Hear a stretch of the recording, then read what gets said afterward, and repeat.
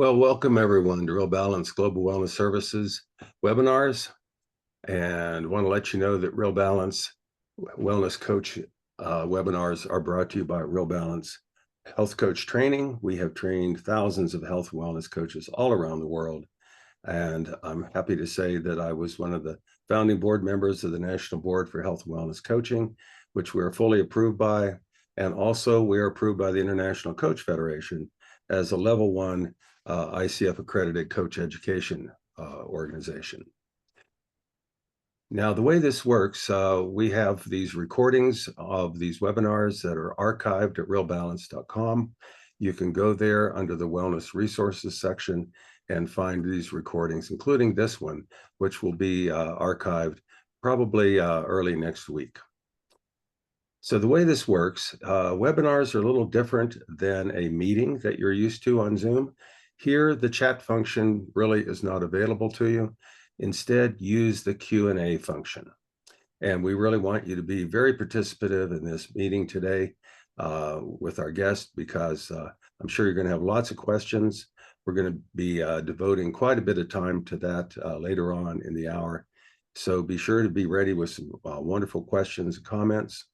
And without any further ado, I'm really happy to introduce Dr. William Miller as our guest here. He and I are going to have a conversation about motivational interviewing and coaching. Welcome, Bill. Good to see you. Thank you, Michael. Good to see you again. Yeah, Bill and I were very fortunate to meet at the annual Health and Wellbeing Coaching Conference in San Diego this last June. And we're able to have a little bit of opportunity to get acquainted with each other.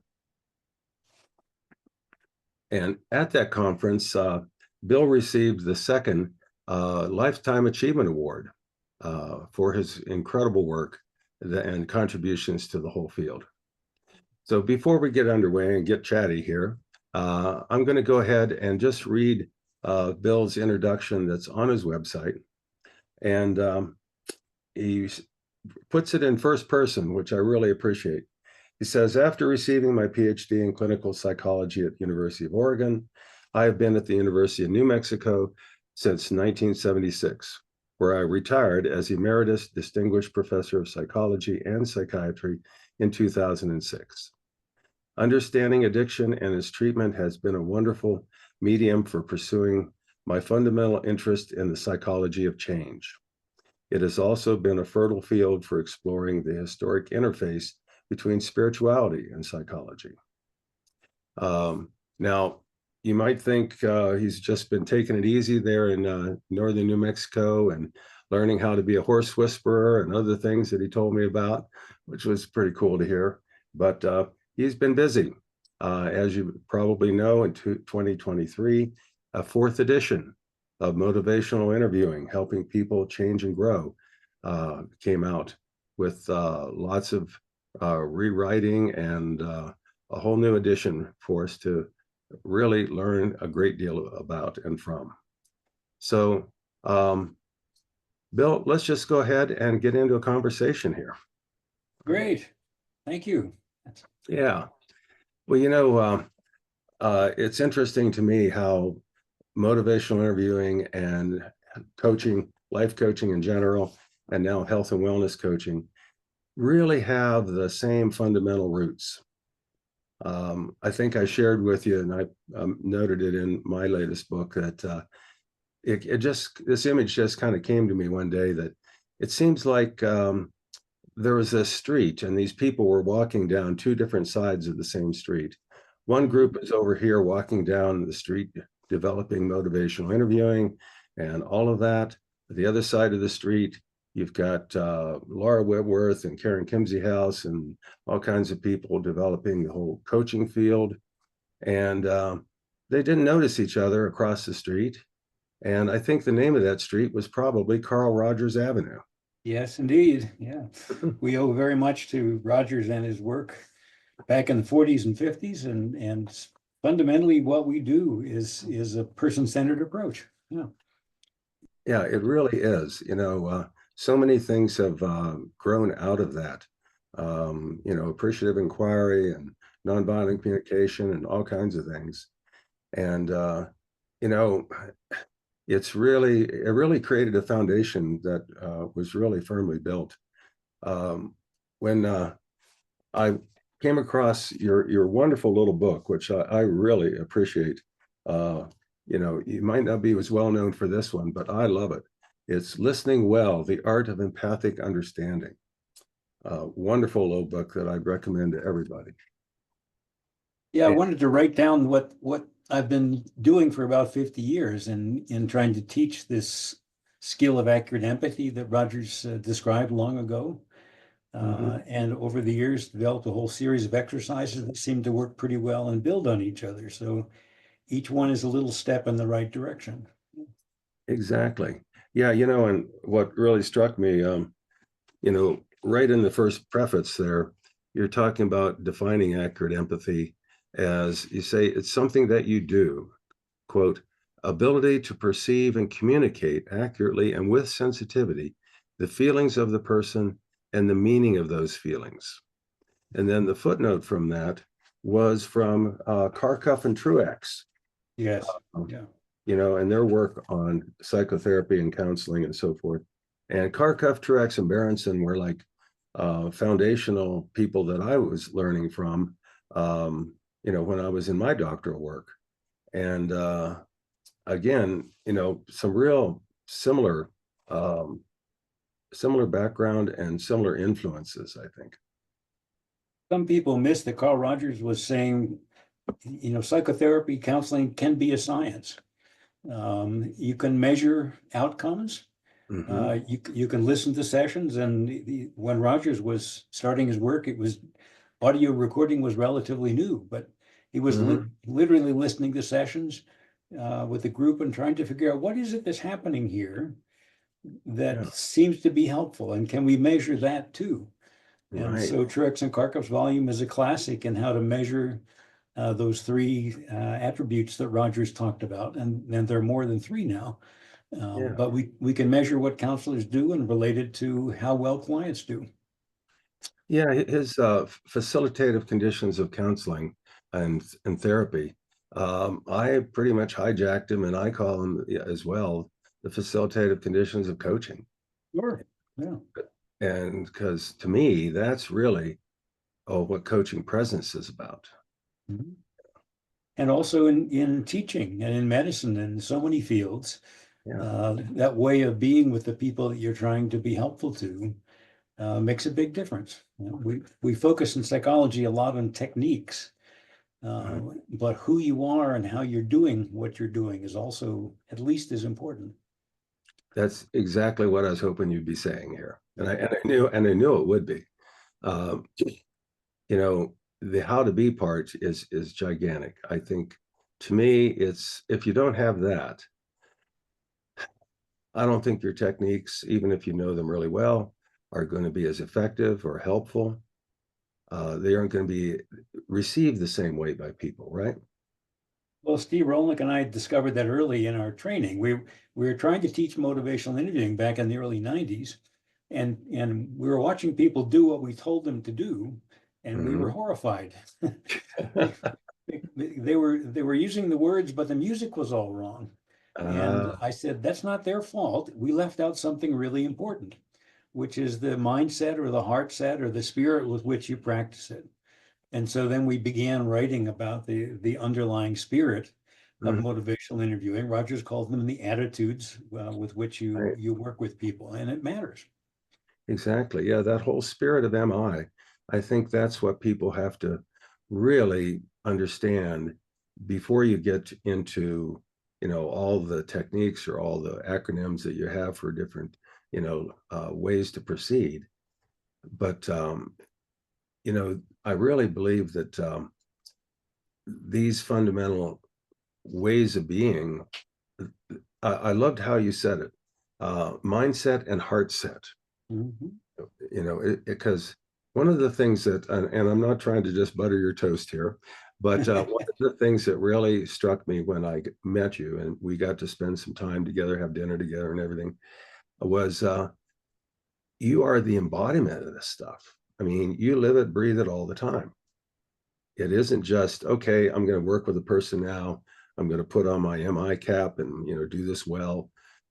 This is who you are. But I wasn't born that way either. I mean, it's a lot of practice over time. But I do have the experience that I'm not a different person Right. when I'm teaching or when I'm doing therapy or when I'm talking to friends. I mean, so Yeah, now I have the same sense of being with other people through all of those things. exactly. And that brings up the word congruence. Yes. Yeah. Rogers talked a lot about congruence. And without that, when we don't have that, that connection that's, really sympathetic to who we are as well as what we're doing, um, something's missing. It's a hard one to measure. I, Yeah. I did a few interviews for the change companies, and my assignment for one of them was be genuine. Mhm. No, Yeah, right, yeah, that's like say something funny. You're very self-conscious right. all of a sudden. It is measurable. You Yeah. can model it. Truex and Karkoff wrote some about how to teach it, but Hmm. it is an important thing to be yourself, to be a Yeah, real person present in the coaching.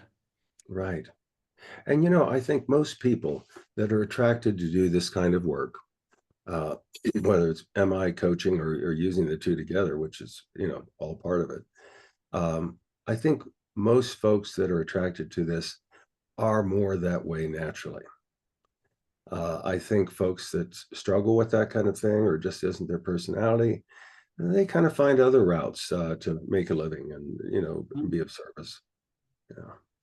Uh, that's interested me. What is it that attracts people to this way of working? Mm. Because I've used the word recognize, that people seem to recognize it. I knew this, or a part of me knew this, and this is not brand new or strange for me. Mhm. But you're helping me learn better how to do it and what it is. Yeah. Yeah. Yeah. And I think what starts to happen is as people practice coaching, or delivering MI or whatever, however you want to say it, and they get more comfortable with it, I think they discover that just what you're saying. Well, this is who I am. This feels right. This is natural. I don't have to work so hard at coming up with the right question, like there's a right question all the time. Um, I can just interact and be with this person following these guidelines, knowing what I'm doing, having a methodology, but my way of being is natural. Richard believed that. And he believed that at our core, we are positive, loving beings. That's our natural state. Hmm. It can get very messed up, Hmm. but if you give the right conditions, people will naturally move in that direction. Yeah.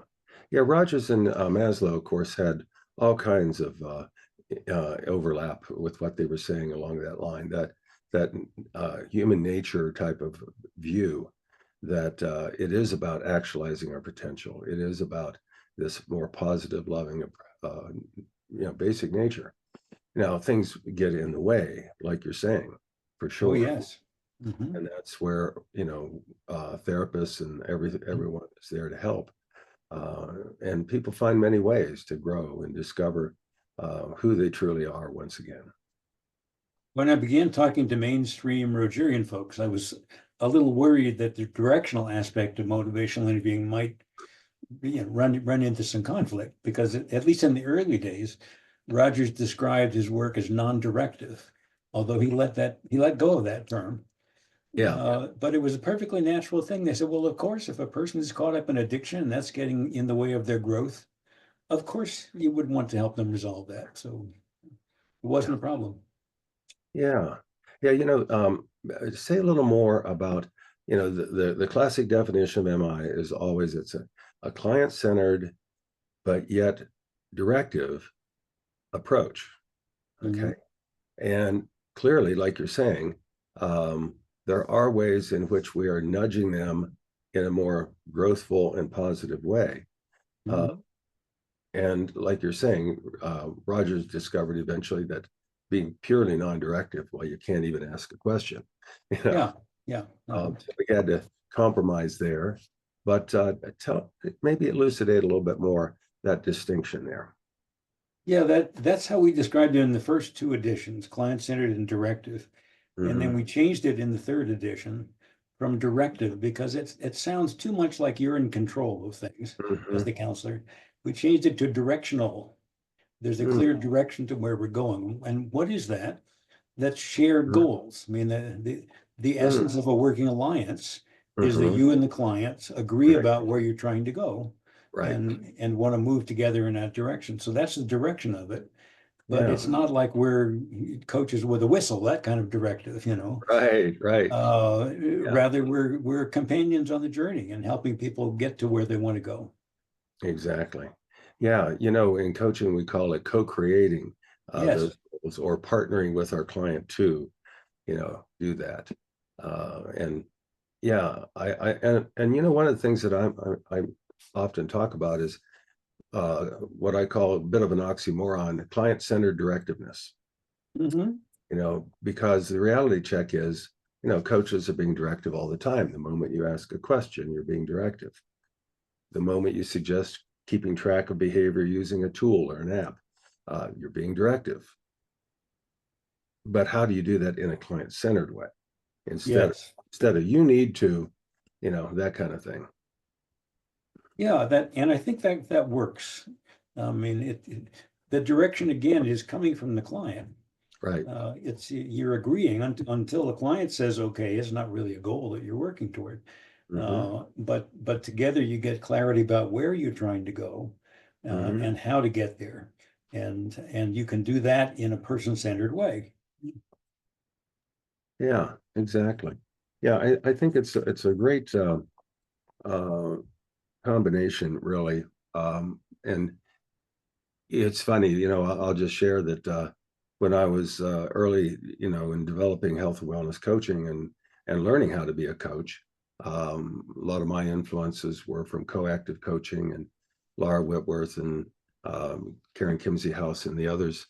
Um, I was finding uh, some of the people at that time talking about MI, and they were this one video in particular. This one fellow was feeling a little threatened by coaching, and so he was kind of saying, "Well, here's MI and here's coaching," and that kind of thing. We've got all this evidence and all these studies, and coaching is just a bunch of people, not doing that well at really delivering this kind of thing, and that's totally changed.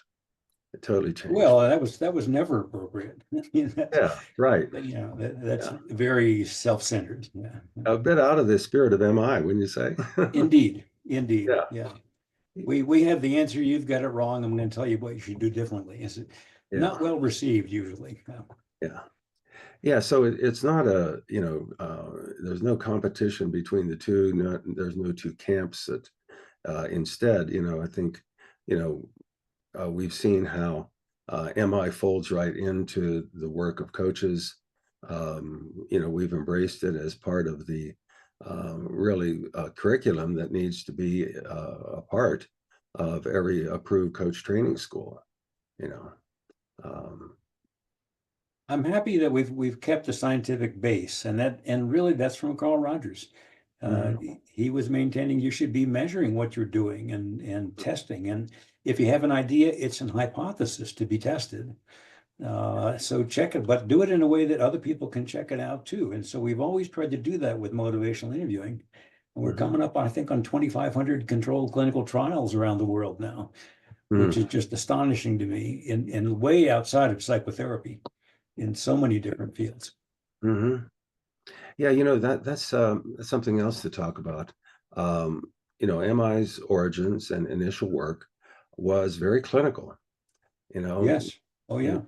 you had people that were struggling with addictions and they needed help. And at that time, it tell me, it must have been really radical for you and Stephen Rolnick to come along and say, hey, instead of just treating these people like they're doing something bad and wrong and terrible for themselves that they've got to change, and we're going to make them change or persuade them to change.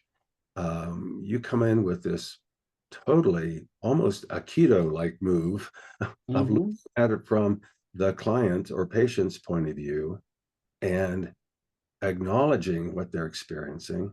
I mean, what was that like? How was that received initially?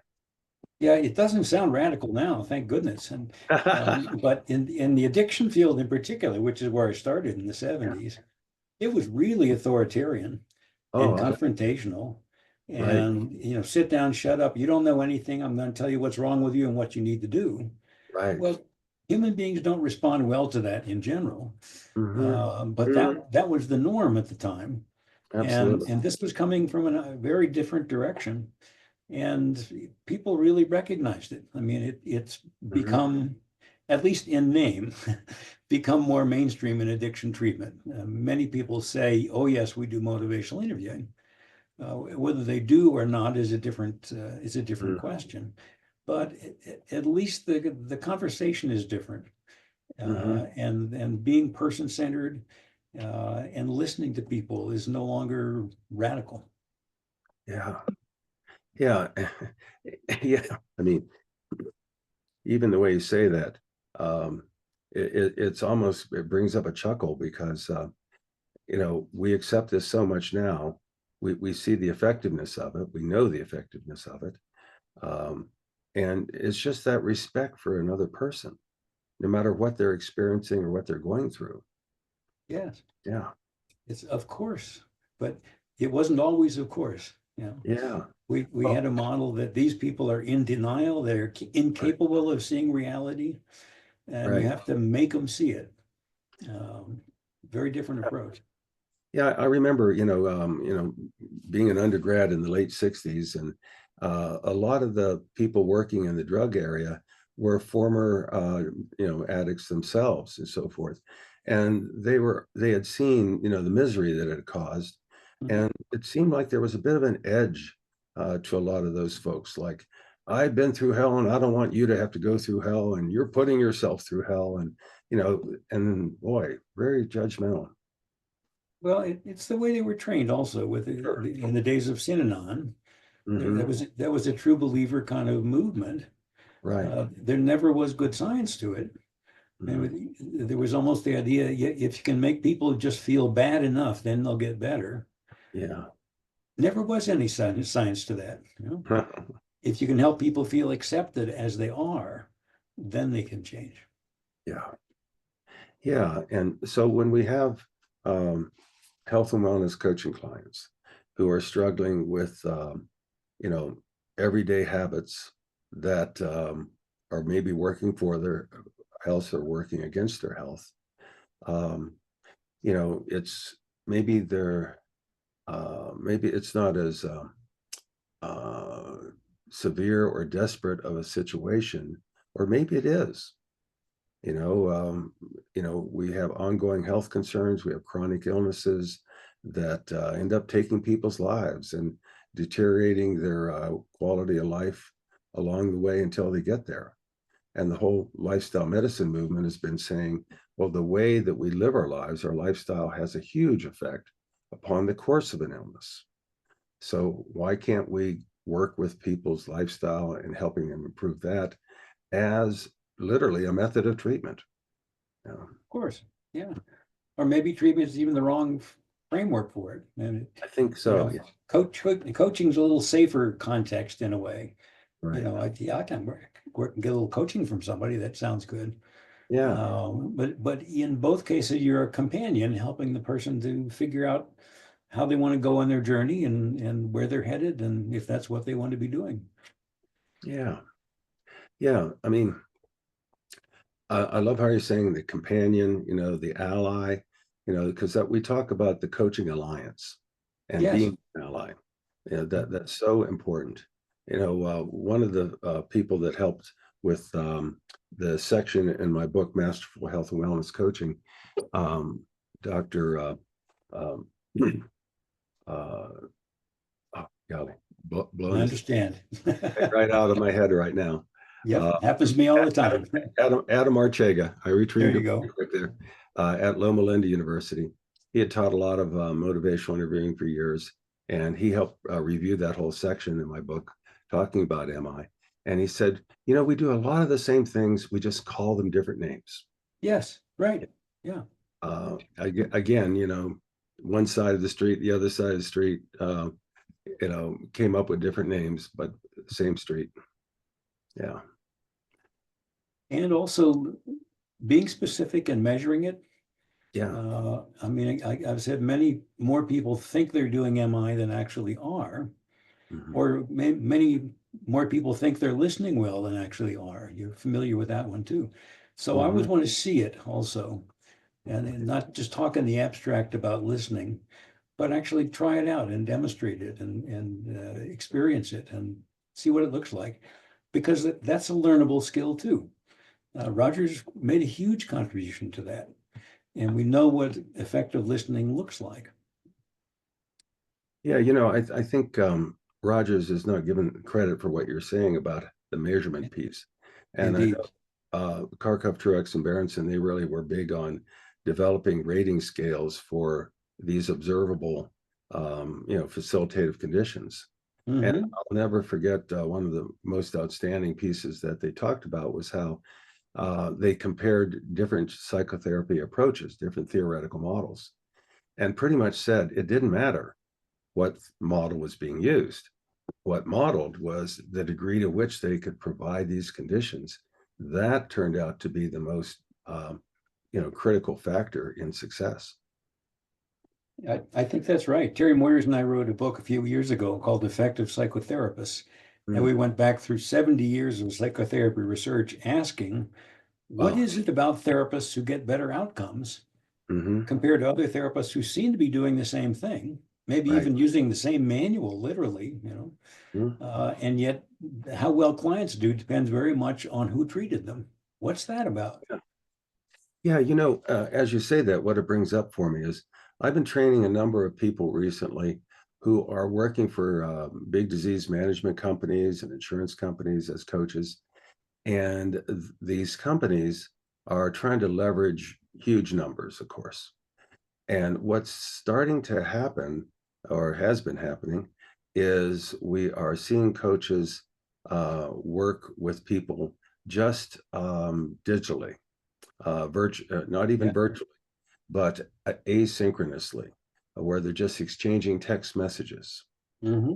Uh, I even have a coach now who's working with a company who is uh, when somebody calls in, they get a different coach every time. Hmm. So they're not building any kind of alliance, any kind of relationship with the individual coach. And I mean, I understand the crunch of the numbers and that problem, but I don't know how you can really be effective over the long haul unless it's a very simple behavioral change and the person is incredibly ready to go with it. Um, I'm very skeptical of that approach. It's a testable question. Yeah. I'm familiar with what you're talking about. And are you really helping people if they're responding electronically, sending messages, getting messages back from Mhm. different helpers at different times? Are they really moving in the direction they want to go? And I'm open to the possibility, particularly if you got your staff well trained to be responding like each other, in a Rogers-like way. So we could find out the answer to that. Mm. I wouldn't assume it's helpful, Mhm. but I wouldn't assume it's not either. Mm. Mhm. Well, I'm sure, reaching somebody with something is better than nothing at all, for sure. Um, and as we talk about that, it brings up the whole idea of readiness for change and the work of Prochaska and his associates. And Hmm. one of the things that anybody that, starts to work with MI and read about it and be trained around it starts to see this big overlap intersection with MI Oh, around sure. readiness for change. Could you speak a little bit about the value of that? Well, Carlo and I are old friends, so we've been talking about this for a long time. Carlo Di Clemente, Ah, but they fit together very well. and we began presenting at the same conferences, even back in the 80s. Because in a way, what motivational interviewing was thought to do in the beginning was to help people become ready. Mm-hmm. In the addiction field, we were blaming people for not getting better, saying, well, come back when you're ready. Well, that's not, we don't do that with cancer, you know. That's not good enough. So Right. what can you do if a person doesn't seem to be ready? Well, that's what motivational living was designed to do in the first place. So rather than saying this person's in denial, they're not ready yet, they're unmotivated, we used all that kind of language to get ourselves off the hook and blame people for not getting better. But we can do better than that. And so that was kind of where it started. And the trans-theoretical model and motivational interviewing grew up together in the early 80s. Mm-hmm. Yeah, I think the term that was often thrown at people was they're being resistant. Yeah, They're that's right. resistant patient, the resistant client. And I Mhm. question, can anybody who really wants to be healthy and well, and deep down everybody does, come on, uh, Mhm. can they really be resistant? Mhm. There's so I many think other things. Yeah. I think it's the wrong word. We used it in the first two editions. Mm, And then Terry Moyer said to us, you know, most of what you guys are describing as resistance is mhm. just sustained talk. It's just one half of the person's ambivalence. Yeah, Nothing strange about that. Nothing abnormal about that. right. People just kind of want and don't want at the same time. That's perfectly normal. So, well, actually, you're right about that. You know, is there anything more that therapists mean when they use the word resistance than that? And that's where we come up with the concept of discord, that it signals the client is giving you that we're not dancing together well. You're stepping on my feet. I'm not comfortable right now. And Hmm. so we disaggregated resistance into those two things, into the client's motivations not to change, which are perfectly normal, Hmm. and friction in the working alliance, Mm, and worked on how to respond to that. right, right. Everybody that learns about MI learns about change talk, but I really think coaches and everybody working with it have to be very aware of, like you're saying, the normalcy of sustained talk. When Absolutely. people want to sustain the same situation, the same behavior, um, and you know, recognizing that as normal, you start to let go of that judgment, right? Yes, and you see it as normal. I mean, that's the starting state. Inertia is a starting state. And a Mm-hmm. body at rest tends to remain at rest unless something gets it moving, you know. Yeah, yeah, And nothing pathological about that. right, right. But So that's where you're starting with sustained talk. How do you yeah, get off of that place and help people get unstuck? yes, right. So I'm curious. You've got sustained talk, change talk. Um, we want to cheer on the change talk, of course. What do we do when the client says, more things that about, well, here's all the reasons that, this isn't going to work. And, I'm doubtful and, skeptical about, making progress. How does the MI person respond to that? Or to what degree do they respond? Oh, first and foremost, listen and reflect it and let the person know you got it. Hmm. Because if they don't think you understand it, they'll keep saying it over and over again, you know. So Right. I want the person to know that I hear it, and that's perfectly understandable to me, you know. And you know, there's another side to it. Hmm. Uh, and the client has the other side as well. So what I've often found is when I reflect the resistance that the person is giving me, they Hmm. respond with change talk. They respond with the other side. Hmm. If I'm not pushing back against it, which is what we were taught to do in addiction treatment, you know, Right. confront denial, you know, if you don't do that, if you listen well, the person begins to talk themselves into change. Again, I believe people want to be well. People want Hmm. to move in a good direction naturally, without us having to push. Yeah. So we might acknowledge how tough something is for somebody. Uh, Absolutely. we might acknowledge the comfort that they get from that bag of Doritos at 10 o'clock at night. Sure. You Yeah. know, yeah. And we developed something called an amplified reflection. We have lots of refinements on Rogers techniques. Mhm. And this is responding to what the person's saying and increasing the volume just a little bit on it. Mm, So a common one in my field is, I don't have a drinking problem.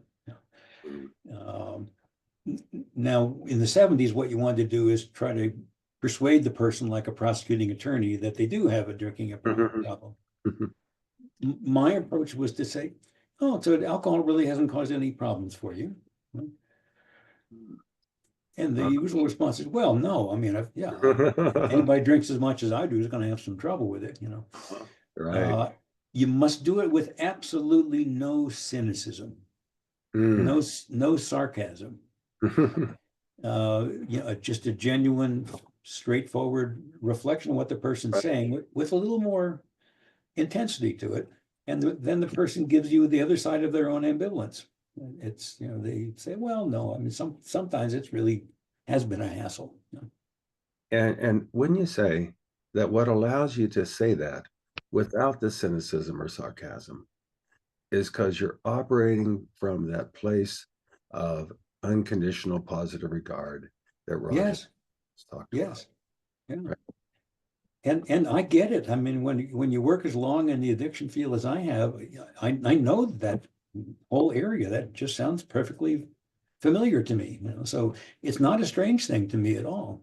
Mhm. I get it, but I believe there's a part of the person that doesn't want to stay there, that Right. wants to get beyond that, and so I want to hear that person talk also. Yeah. So now we bring in another intersection, Bandura's work around self-efficacy. Mhm. To me, when I hear someone who is so discouraged of making change, someone that in the TTM world we would say they're in contemplation or maybe even pre-contemplation. Usually, it's someone who has tried and failed, and their level of self-efficacy is really low. Mhm. So they don't have the confidence that they can make these changes. Mhm. And when we realize that that's what's missing here, um, then I think we can let go of that judgment, let go of that temptation, maybe to you know say something a little that has a little bit of that edge to it. Yeah, it's easy to slip in there, and the very same words have a really different impact if it has just a little bit of a snarky edge on it. I mean, people hear it, and Mhm. now it's not a reflection anymore. Now it's a confrontation. Yeah. So you don't have any problems with alcohol. No, that's that's going to have a very different response. Yeah. Yeah. Yeah, and don't I think all of us in the helping professions, hopefully we've learned, and maybe just learned as a person out there interacting in the world, that everybody has tremendous ability to pick up on that little slight tone of voice, that little tiny way that something creeps in there and makes it, as you called it, snarky. You know, Mhm. yeah, Mhm. We're very sensitive to that. we You are. you can hear it a mile away. Yeah. Well, something that I'm going to really encourage our 152 people that are hanging out here together Oh, with us wow. to Oh, do is come up with some Q&A for us. I think we got some stuff already, but I want to move on into some of their questions because I'm great. sure some people have been probably chomping at the bit with the opportunity to pick your brain. Okay, so What do you got? let me look at some of this here and throw a few to you. Um, let's see. Um, how can you differentiate mindset and heart set? That's a great question. It, they feel different. Uh-huh. I mean, it's the simplest way to say it. Um, yeah, and some of us are much more inclined, to use our heads, and some of us are much more inclined to respond with feeling. That's kind of normal differences. I try to be bilingual in that regard and be listening for and responding to both. But at least to me, it feels different to me when a person's coming from their emotional space or Mm, when they're coming from a very cognitive space. I live in Albuquerque, where we have lots of scientists and physicists and engineers and so forth. We're Mm. used to dealing with the world very logically. Mhm. And they come in then for marital help with a partner who's very feeling oriented, and they're trying to think their way through it. So it's two different worlds trying to talk to each other without having common language. So simple answer to me is, I mean, to me, they feel different. That may not be satisfactory, but I'll be reflecting whatever it is that seems to be there to me. A very Mhm. logical person, I'll be going with that for a while, maybe listening for some underlying feeling. Mhm. Okay, great. So we all need to be more bilingual. That's great. Good way to put it. Another good one here. Has there ever been a time for either of you when seeing a client slash patient that you felt you were reflecting too much? Is there such a thing?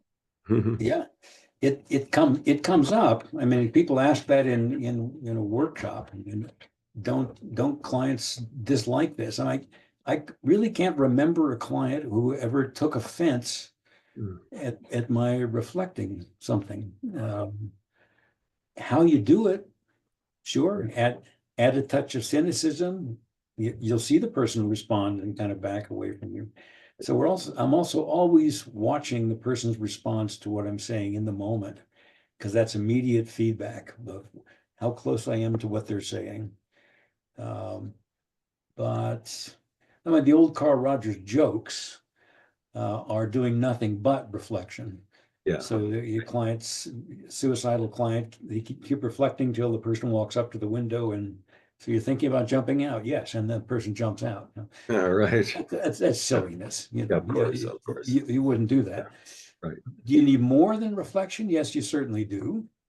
Uh, but it's pretty hard to hurt somebody with doing reflection well. Yeah. I loved it when you addressed the conference last year, and you were talking, in the coaching world, we're talking about active listening skills.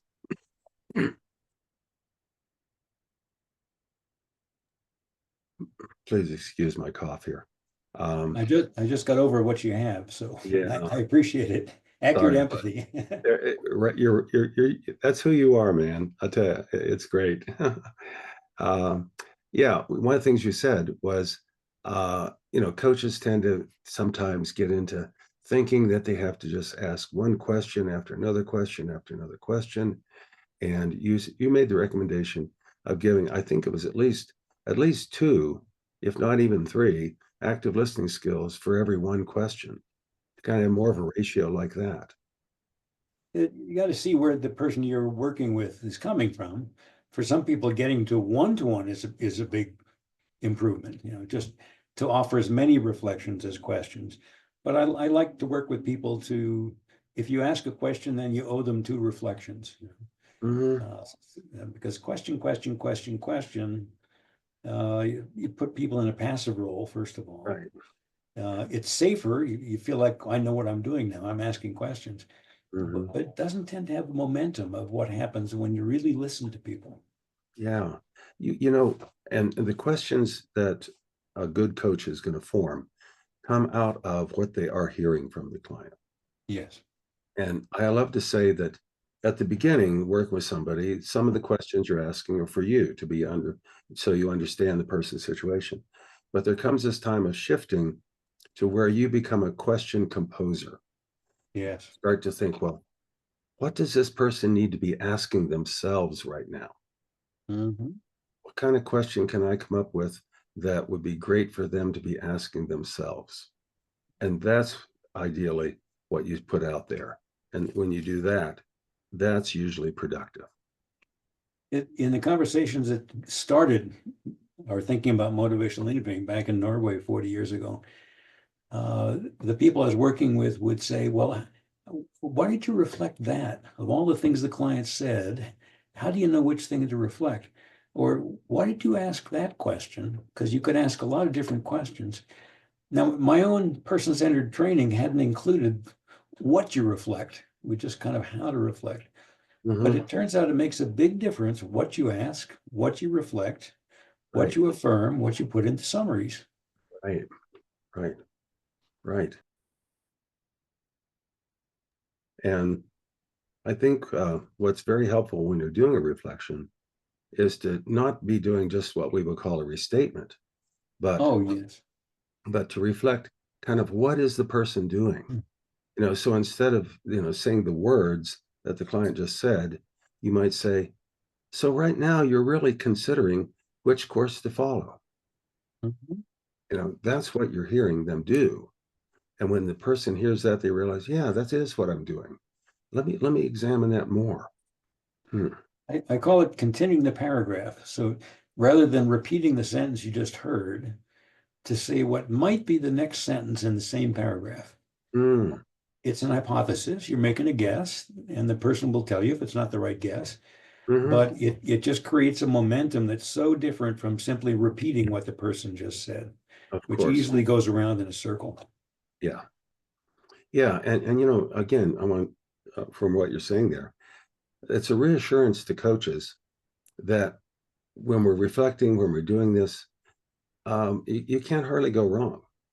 You know, we're not, there isn't that much at risk for everything we say.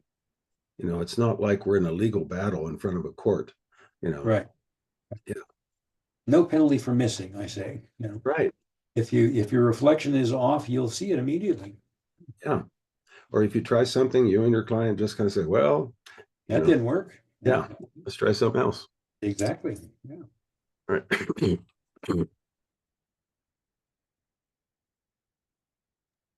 Yeah, let me look at a couple of questions here. We got some great ones coming in. Um, when coaching a client whose eating behaviors are influenced by food addiction, would health coaches be adequate support, or would addiction counselors be a better support? Hmm, that's an interesting question. I would want to know what each of those two helpers would be doing. Um, it's pretty clear that having a personal history of addiction does not influence your client's treatment outcomes.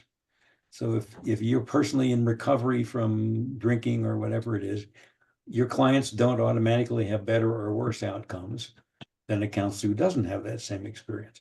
It's Hmm, what you're doing that matters. mhm. So I couldn't answer that question without knowing what you would be doing if you were trying to help the person. And if you're going to refer them to an addiction counselor, what the addiction counselor would be doing, because it's how you are with people that makes a difference. Yeah. If they're an addiction counselor trained in the 70s, they'd be better off not having a counselor like that, chances are. And in our early research, we compared counselors trying to do motivational interviewing. And with some of them, the client would have been better off going home with a good book. And with other counselors, it was much better than going home with a good book. That was one of our control conditions. We gave people a self-help book and said, we'll see you in 10 weeks and see how you're doing. So we could compare counselors with self-help. And some were much more effective than self-help, and some were actually much less effective than people working on their own. Thank you. So from one of our other participants, he's saying, one reason it makes sense seems to be because the change involves real, not imagined risk, especially if you do not yet have a skill set yet to do the thing. I'm not sure that I'm getting somewhere with this question. I'm going to move on to another one here. Um, okay. Um, let's see.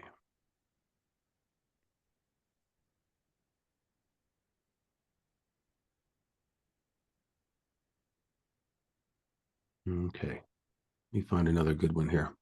Um, Clients often feel deep guilt or shame about their health choices. How can a coach help change a client's self judgment and foster self compassion? That's a great question. Yes, yes. Yet feeling shame doesn't help people change. That was one of Roger's, I think, realizations that when you feel unacceptable, not okay, when you feel bad as a person, it's paralyzing. Mm. It actually is more difficult to do something different when you're feeling that way.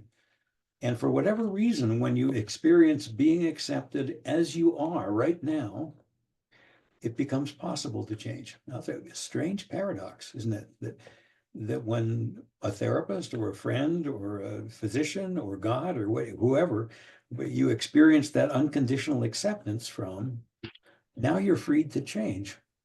And Rogers really pointed that out very clearly. I don't know why we're wired that way, but we seem to be.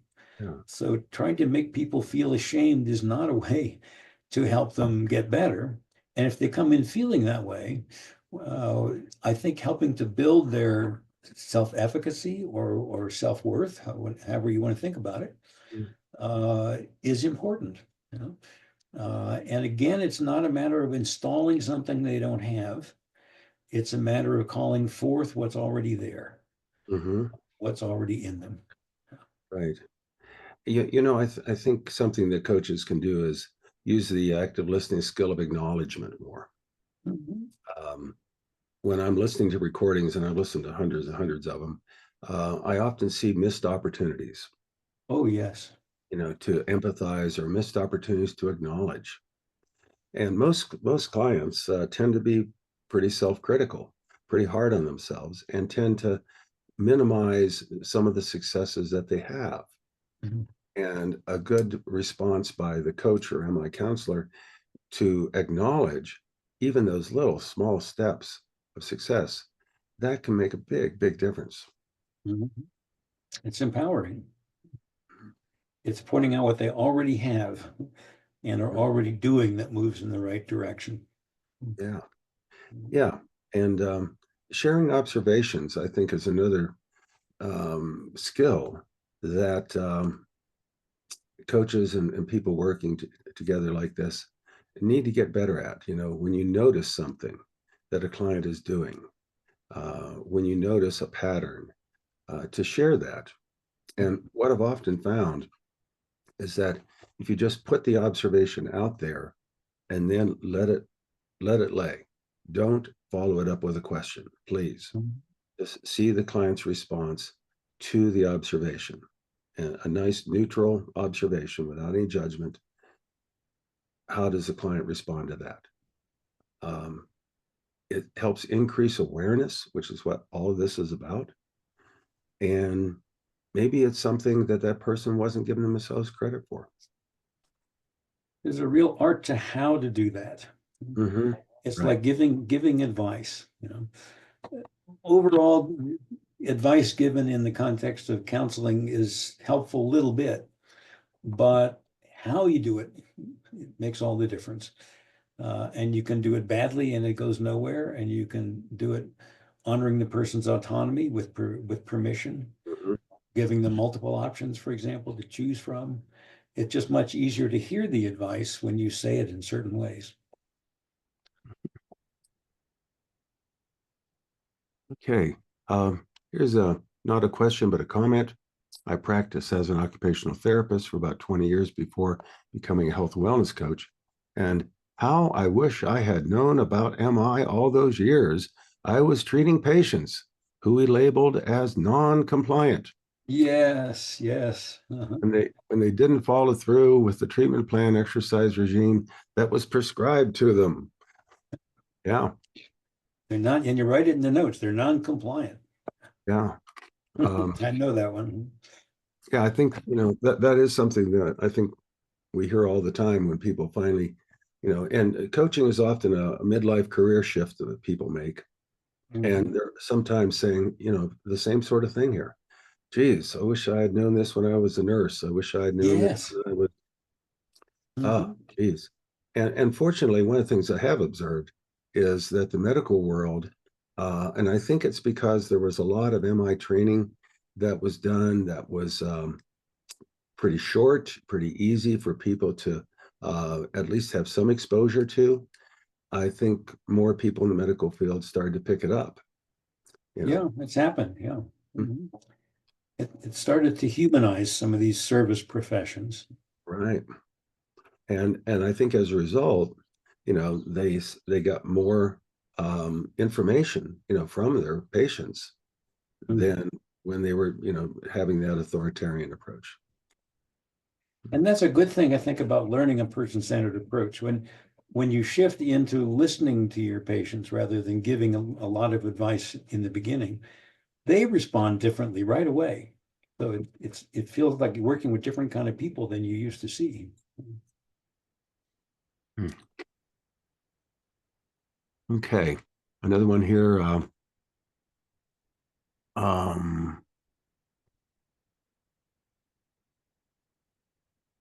Here's another question about different fields. To sit for the National Board for Health and Wellness Coaching exam, one has to have participated in an accredited program that is recognized by the NBHWC. Tell us your thoughts on coaches versus someone who has studied psychology, etc. I am so glad to be a part of this movement to help with others. Well, as somebody who has, a PhD and was a licensed psychologist for many years, who then learned how to do coaching and realized I had to learn how to do coaching, and went through, coach training. I will comment that it is partly a different mindset, and that mindset may be due to the nature of your psychology training. I think, you and I were very fortunate to have this Rogerian background, a lot of our training, even though there was also a heavy dose of behavioral psychology and everything like that. But, I think that someone who has studied psychology still doesn't have the coach approach and the way of working with somebody, or somebody even, who is trained in MI. You don't necessarily have that. You understand behavior change, you understand behavior theory, but usually you're trained in a remedial type of approach. You're not trained in a growth approach. Wouldn't you say that's true? Yeah, well, you're trained to look for what's wrong, Right. to find pathology. So it's like medicine in a way, and then to fix that. Mhm. That's a very different way of being than a coach approach, but you can do the same thing with a coach approach. As a psychologist, you can have that knowledge of the things that go wrong and be aware of that, but still taking a person-centered approach. Yeah. I will say in our own training research, we have found no relationship between years of education, at least years of post-high school education, and the ability to learn motivational interviewing, the ability to learn a coach approach. Mhm. People can get it, Yeah. even PhDs can get it. So it's not related to how much additional education you've had. Right. It's just a learning a different way of being with people. So again, we're back to the how to be Yes. carrying the day, you Yeah. know.